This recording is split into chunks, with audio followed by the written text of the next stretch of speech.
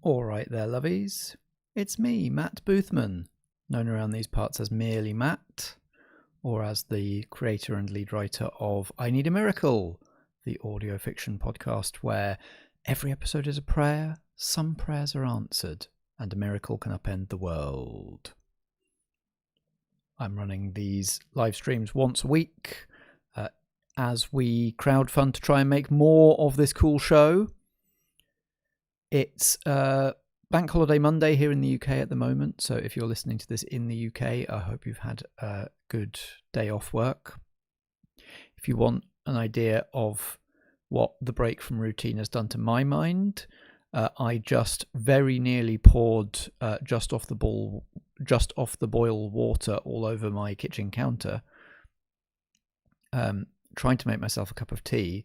I put the tea leaves in the tea egg, and I put the tea egg on the side, and I boiled the kettle, and then I tried to pour water all over the tea egg on the side without putting the tea egg in a mug.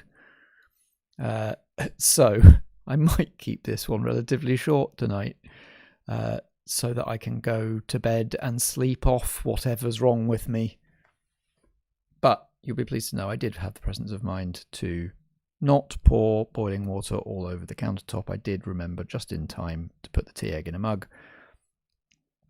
Otherwise, I'd be in a much more panicky state of mind. I'd be sitting down here in a tiz, having just mopped the kitchen. We are 1 week into crowdfunding for season 2 of I Need a Miracle. Or specifically for writing season 2 of I Need a Miracle.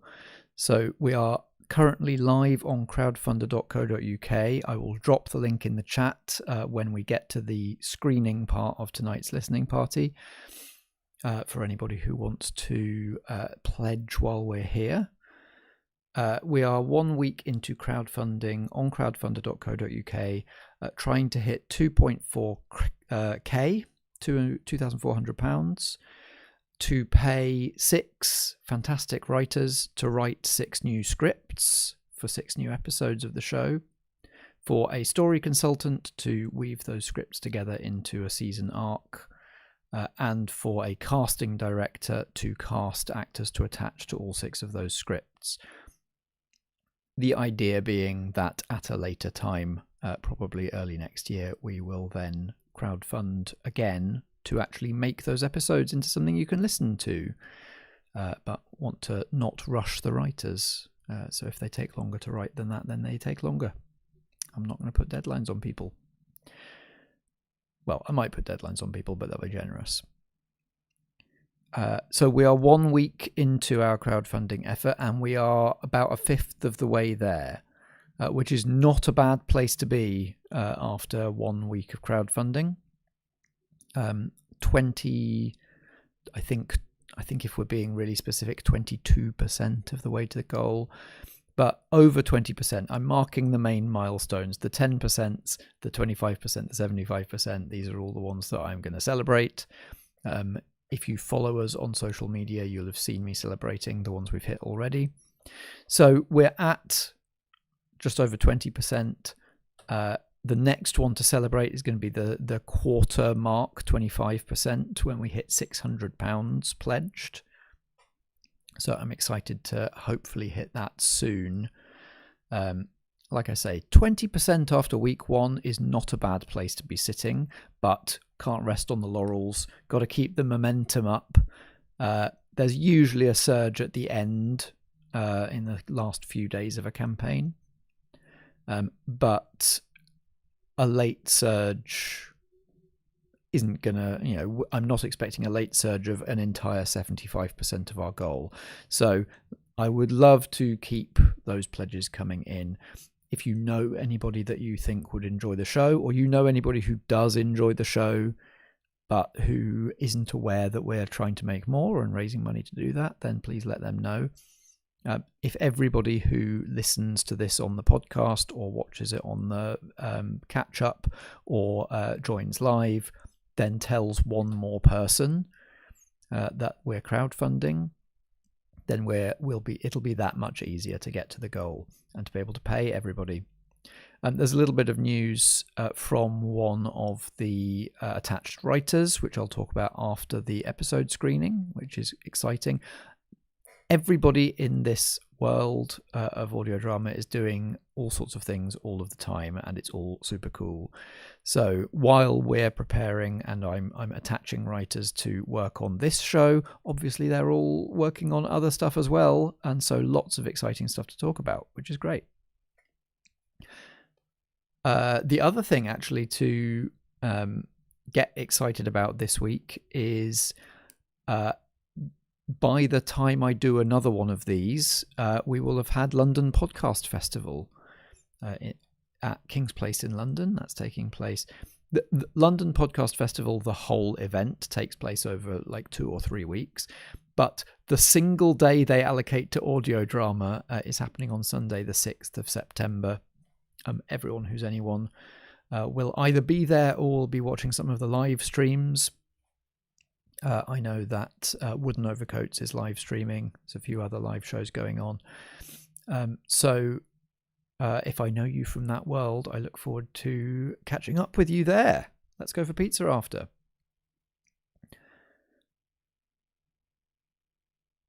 Format of these live streams is I give you a bit of an update now, and then I screen one of the episodes from season 1 of I Need a Miracle. We're going through and we'll get through all of them, and we'll screen the entirety of season 1, and the last of those live streams, when we get to episode 12 of season 1, is going to coincide roughly with the end of the crowdfunding campaign. Almost like I planned it that way. And we are up to episode 8. So we've done 7 of these so far. This is the 8th one, which means we're at season 1, episode 8. This is an episode called A Sign of Your Loving Indulgence. And it stars Annette Badland, who you might be familiar with from Ted Lasso, is her sort of current most famous role. Or you might be familiar with her as a Doctor Who politician who's actually a farting alien in a human suit from the Christopher Eccleston series of Doctor Who. And many other iconic roles besides, but those are the ones that, well, I've not watched Ted Lasso. I'll be honest, the Doctor Who one is the one that's closest to my heart, and I only mention Ted Lasso because I know it's on at the moment, and people are going to be more likely to be familiar with her from that right now. But she's not just from Ted Lasso. She's not just from Doctor Who. She's from I Need a Miracle as well. I'll talk a little bit after this about early, the writing process, how this character and this prayer changed from first to last draft, and a little bit about the recording day as well, and what it was like to record with Annette Badland. But before I pull back the curtain and show you all the reality behind all of this, let's dip into the fantasy and sit back, listen and enjoy. If you want to comment, I'm keeping an eye on the chat and I'll respond to comments after the screening. Sit back, listen, enjoy, respond, react to Season 1, Episode 8 of I Need a Miracle, A Sign of Your Loving Indulgence, starring Annette Badland.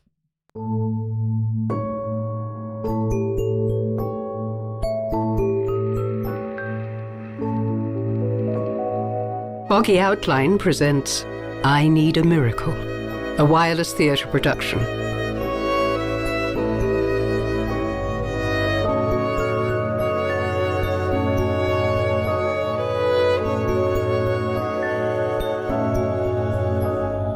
A Sign of Your Loving Indulgence, written by Matt Boothman, performed by Annette Badland.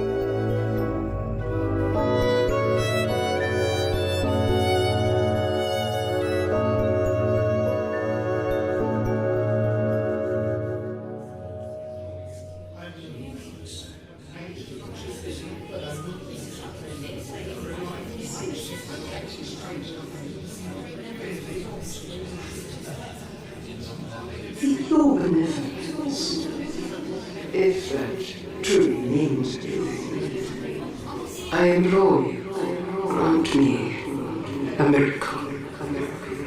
Hear my plea and deliver me. They're saying all this is your will. I have been beaten in my own home. I have been incarcerated here, alone.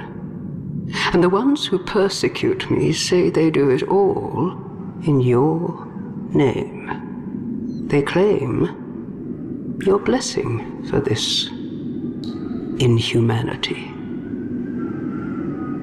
In your benevolence, can you truly allow this? In your benevolence, is this truly what you want for me? Do you think that I'm ungrateful? Is it that I'm undeserving? I can't help but to wonder these things.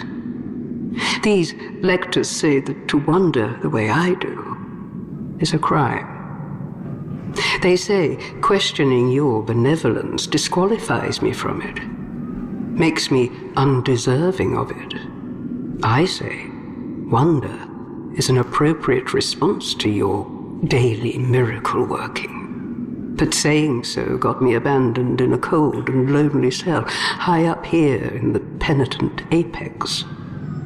So I'm forced to wonder if I may be wrong.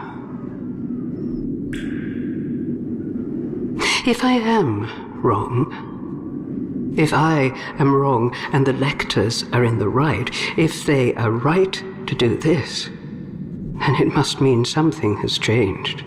There must have been an upheaval that I failed to mark. It happened before.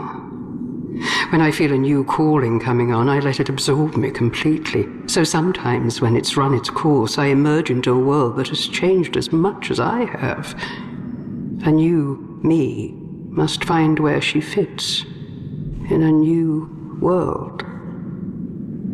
I thought I fit in the plaza. I thought I might always fit there, however the world changed. Perhaps that was foolish. It's been my habit for years to sit in the corner of the plaza on market days under the ice leaf tree and chant against the rain. And anyone who dallied there with me long enough, I would ask them my question. It was a question about you. I would ask, why do you think our benevolent divinity grants some wishes and not others? When our attentive protector hears all our pleas, why are some answered with miracles and others with silent inaction? Over the years, I've seen my question met with interest and with indifference, with fear and with delight, with confusion and the most frantic theorizing. It's only now that these lectors of the divine benevolence have started gaining influence that I've seen my questions met with outrage. Not even at the implications, the possible answers. Outrage that I dared to ask the question at all. That I dared to wonder where they are certain. One of these lectors was passing through the square one day and heard me ask my question, or else someone I asked it to went and raised it with the lectors. And in his next address, the apex lector made me an example, naming me a blinkered, laughable clod, uncomprehending of your benevolence.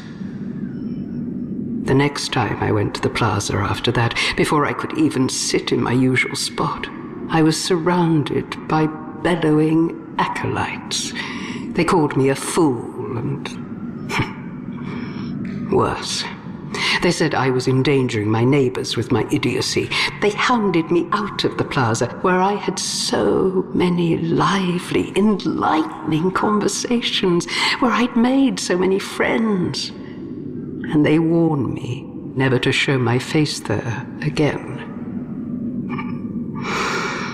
That wasn't enough for them. The lectors saw what their followers would do, given a target. And I think it must have delighted them to see the new power they wielded, evidence of their influence growing, which I suppose one could easily interpret as evidence of one's rectitude. And so they did it again. In his next address, the apex lector fed his followers my name a second time, this time with even more confidence, knowing they had already taken away my voice in the plaza, knowing that his voice boomed out louder and farther. He named me a spiteful denialist, undeserving of your benevolence. The address was still going on when the acolytes forced their way into my home. They charged me with rigid beliefs when my heart has always been full of nothing but curiosity and wonder. They claimed I denied your regard as they fouled my humble home. They claimed I denied your benevolence as they laid into me with fists and boots and spittle. They claimed I denied your very existence as they dragged me through the streets to the penitent apex and shut me in this cruel cell to serve as an example. Is this truly the fate you want for me? In your benevolence? You see, I don't deny your benevolence, whatever they care to claim. How could I deny your regard when I feel it upon me now? How could I deny your existence when you bless us with such wondrous proof every day of our lives? More questions. I'm afraid it's in my nature. The lectors say my questions displease you. They say if too many people ask the questions I ask, we risk discovering the limits of your benevolence. I wonder, is there such a limit? I wonder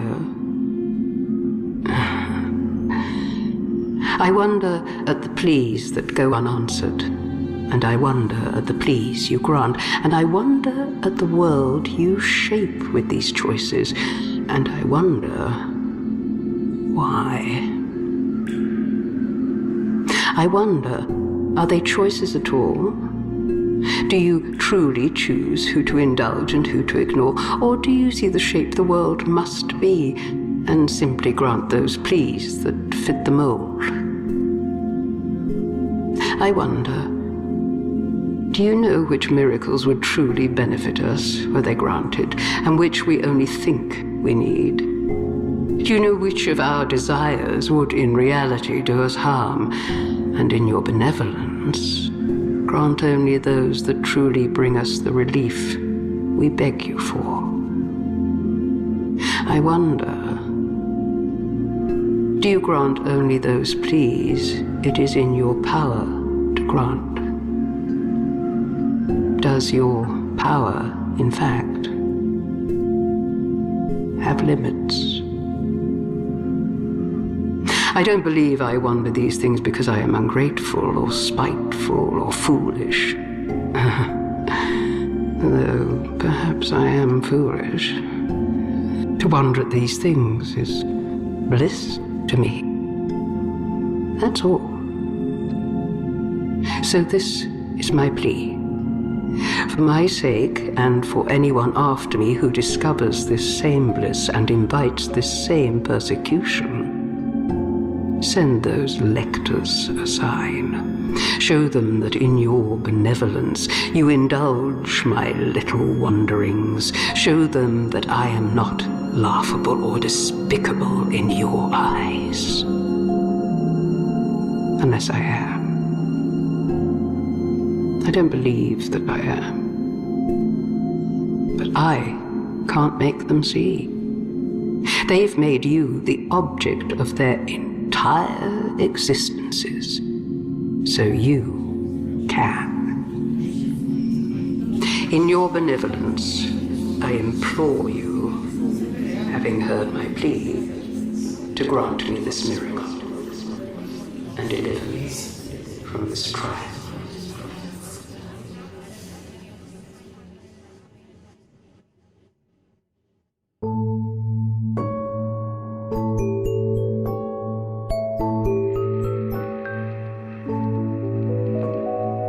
I Need a Miracle is a Foggy Outline podcast produced by Wireless Theatre, directed by Robert Valentine, produced by Sarah Golding, casting by Fiona Thraille, broadcast assistance by Teresa Milewski, music by Catherine Seaton, sound design by Sarah Buchynski, recorded by Stephen H. at Jukebox Studios. Find more audio gold at wirelesstheatrecompany.co.uk and foggyoutline.com. Thank you for listening.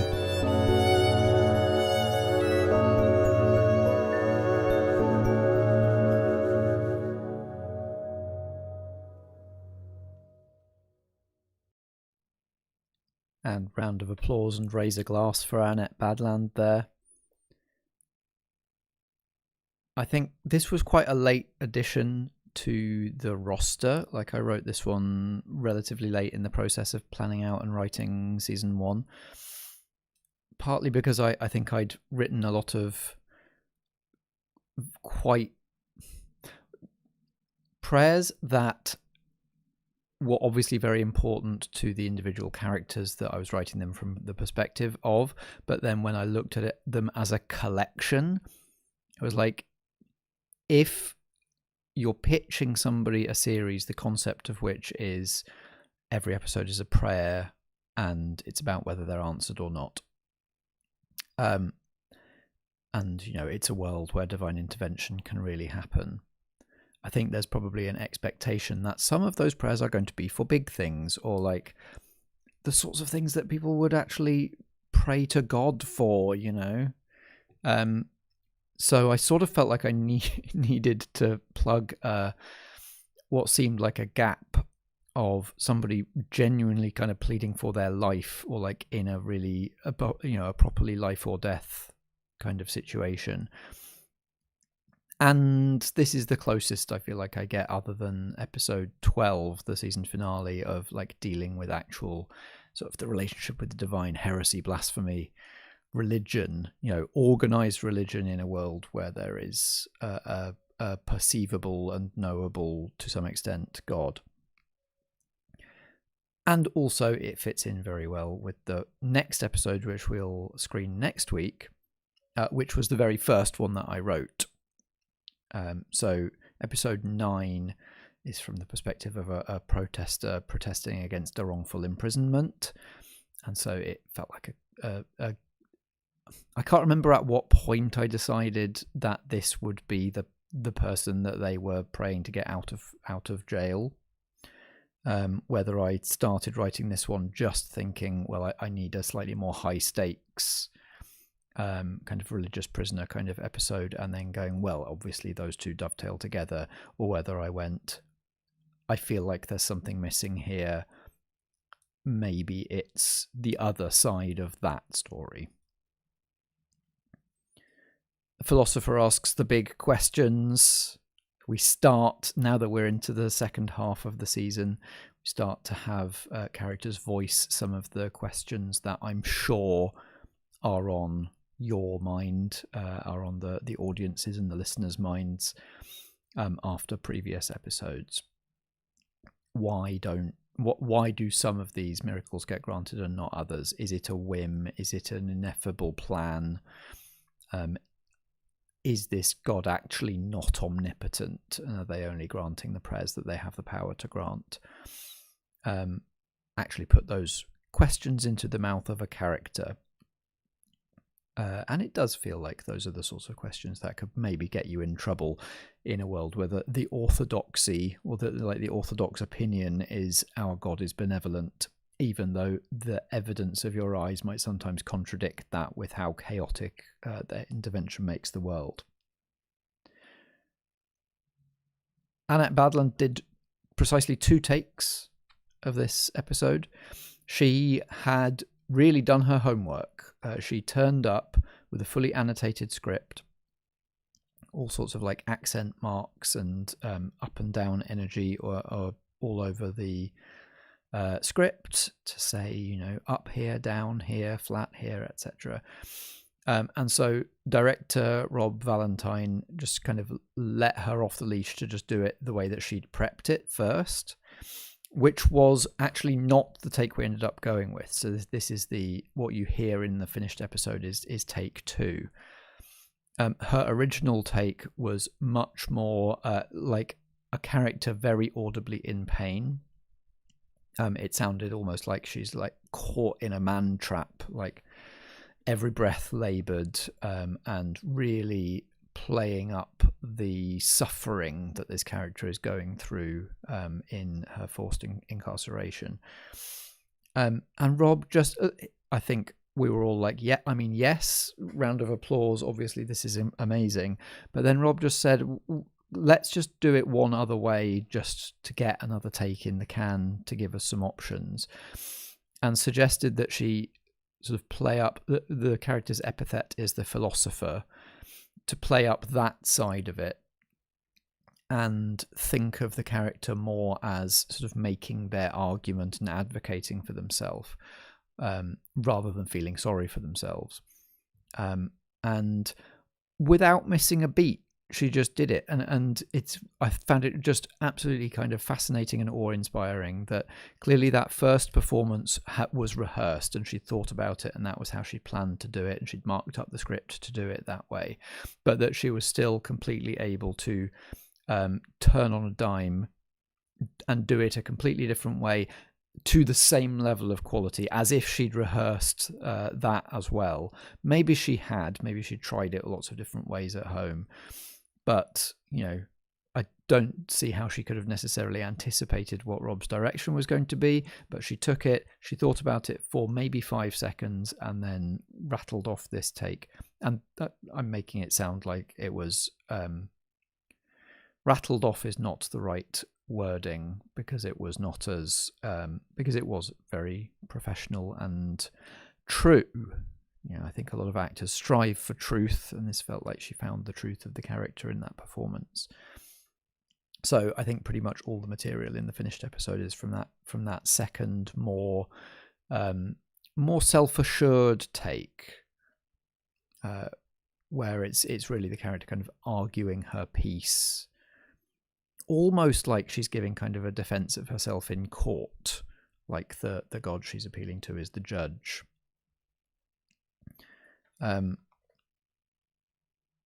We get a different apex in this one. So we had the artist's votive apex from episode 1, which he obviously name checks in that, and then it gets name checked in a couple of other episodes. The Observer, in the episode we screened last week, talks about the votive apex and criticizes it from an art criticism point of view. And here we have the penitent apex. Who knows? Maybe apexes are just a thing in this world, or maybe the artist started a trend and it's been picked up, and now everybody's copycatting and building their own apexes. This is obviously the evil apex, where they put where the lectors of the divine benevolence put prisoners that they want to shut up, or like make an example of. Spoiler: it's going to backfire on them. I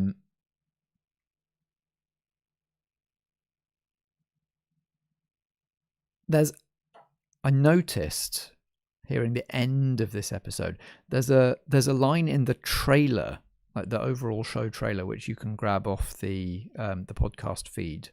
Search "I Need a Miracle" in your usual podcast app. There's a trailer in there, which Annette's voice is the last one that you hear in that trailer, and she says, "Hear my plea and deliver me," which is actually a line that is not in this finished episode. So I must have grabbed that from a previous mix, a previous cut, or Sarah mixed it in there, because Sarah did a pass on the trailer as well. And just looking back at previous drafts, so this is the notebook that I drafted this one in. This is from December 2019 to December 2020. So this is the lockdown journal, where I had started "I Need a Miracle," or whatever it was called back then. I was calling it various variations on in your benevolence, beseeching your benevolence, that kind of thing, a couple of years before, and then used lockdown to basically develop it, going, what can I spend all this time at home doing? Where's a project that I've already started that I can develop? So this is one of the scripts that I wrote during that period. And the original draft, there's a few kind of key details different. The Philosopher in this, they weren't called the Philosopher in the first draft. I didn't name the characters until a bit later, but they were a bit less of a street philosopher or like a park bench philosopher, and a bit more of a broadcaster, podcaster, like a public figure. So some lines from that original longhand draft. When I asked, I'll just start at the beginning of it. I am persecuted in your name. Because I question your will, your clergy persecute me. When I asked in a cast, why do you intervene in response to some pleas and not others, they named me in a sermon as a faithless apostate, undeserving of your benevolence, and the next day I was robbed in the plaza, my vox casting equipment smashed, by those who believe themselves deserving, I suppose. They took my reach from me, and even that was not enough. So the theme of that original draft that I was exploring was a bit more about like who gets listened to. So this was obviously a character who had an audience of some description. Broadcasting had a listenership, presumably broadcast on the subject of divinity, and broadcasting opinions about that. Who was then, has their audience and their reach taken away by people who would rather suppress that voice. So that original draft was much more about that, whereas this one is much more about, I guess, the kind of individual pursuit of truth and of wisdom and of answers, not for any political agenda. The idea in this, in the episode that actually went out, the finished episode, this is a philosopher who sits on park benches and engages people in conversation because they are interested to hear people's opinions and open-minded, and enjoy, as they say over and over again, enjoy wandering. Find the act of wandering to be wondrous and miraculous in itself. So the contrast between somebody who has that kind of almost like dilettante philosophy, just doing it for the sake of it, for the sake of intellectual development and pursuit, versus people who decide what the truth is and use that as a mallet to wallop other people over the head with.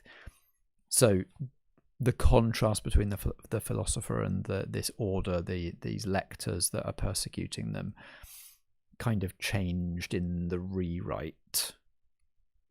I just think it's partly about having more interesting kind of visual images to describe and to conjure in people's heads.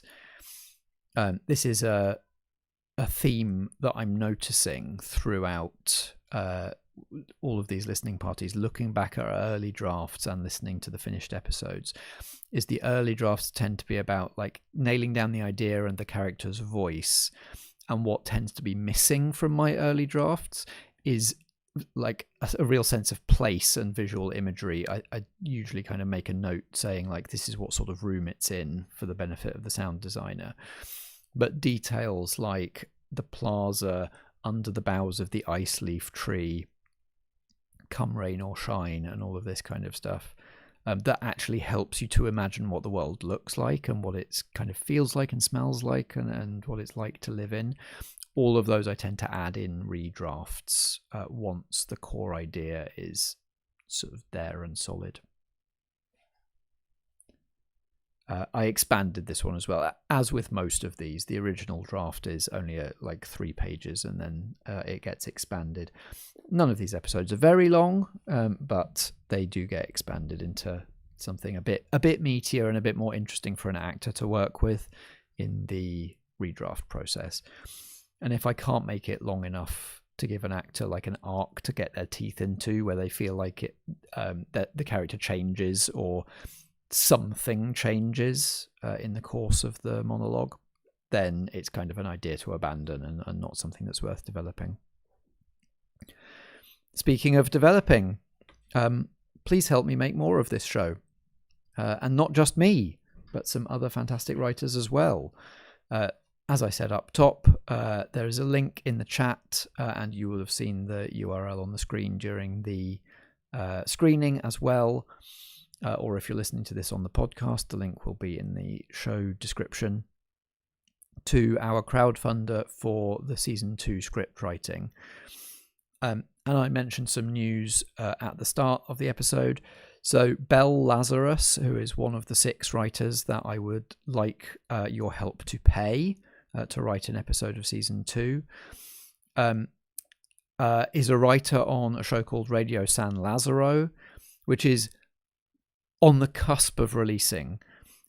So there are 3 prologue episodes up on their podcast feed at the moment, plus a trailer for the main season. And the main reason that they've got news at the moment is just because they picked up some really nice coverage in Earwax magazine, which I highly recommend, by the way. If you're at all interested in audio drama, which I assume you are if you're watching/listening to this. Earwax is a podcast, and it's an email newsletter, and it's a website, and it's a blog on various platforms, and I believe I don't think it's a YouTube channel, but it does have some videos. I think they're just on the editor's personal YouTube channel rather than it having its own. But still, it's a multimedia magazine all about audio, not just about audio fiction or audio drama or podcasts, but about music as well.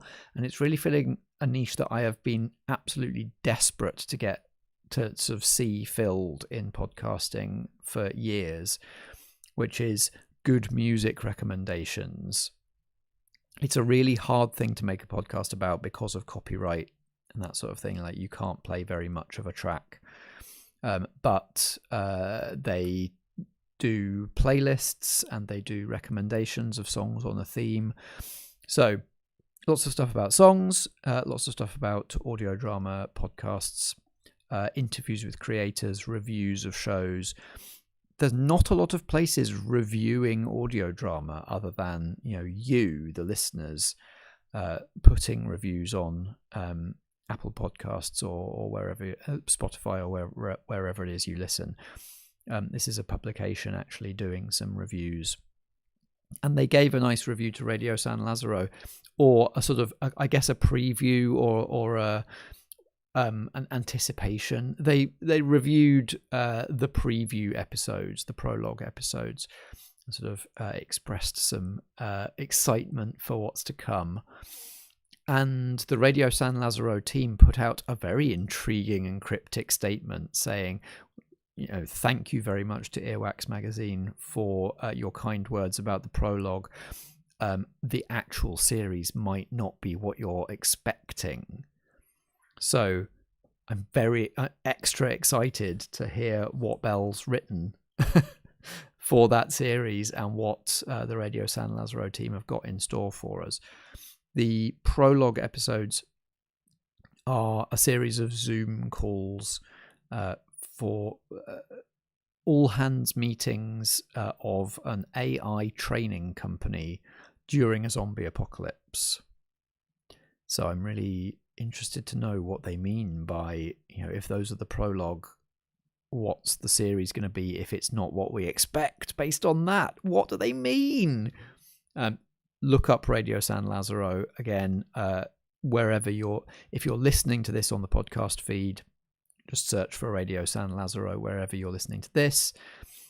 Otherwise, find a podcast app, search for it there, and get an idea, hopefully soon, of what Belle's writing is like, so that you can get an idea of what they might write for us for I Need a Miracle. So Belle Lazarus is one of the 6 writers that I'm hoping to be able to pay, that I need your help to pay. So have a listen to Radio San Lazaro and get an idea of the sort of quality that we're going to get here.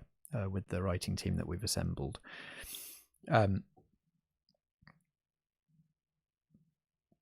That crowdfunder is at crowdfunder.co.uk/p/miracle.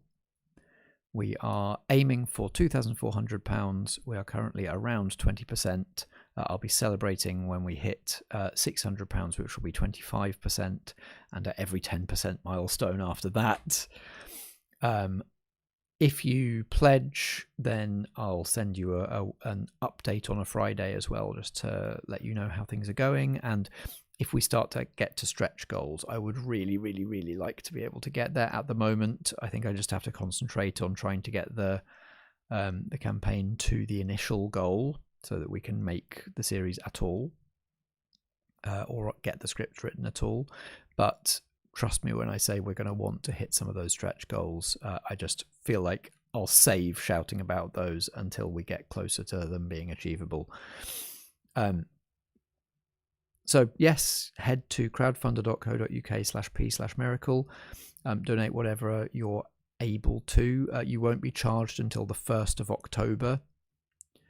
So work out what you can give and pledge at that page.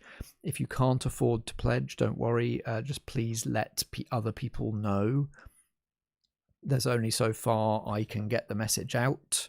I need people to reach out to friends, family, contacts, networks that I don't have a way into, so that we can reach enough people to make this thing happen.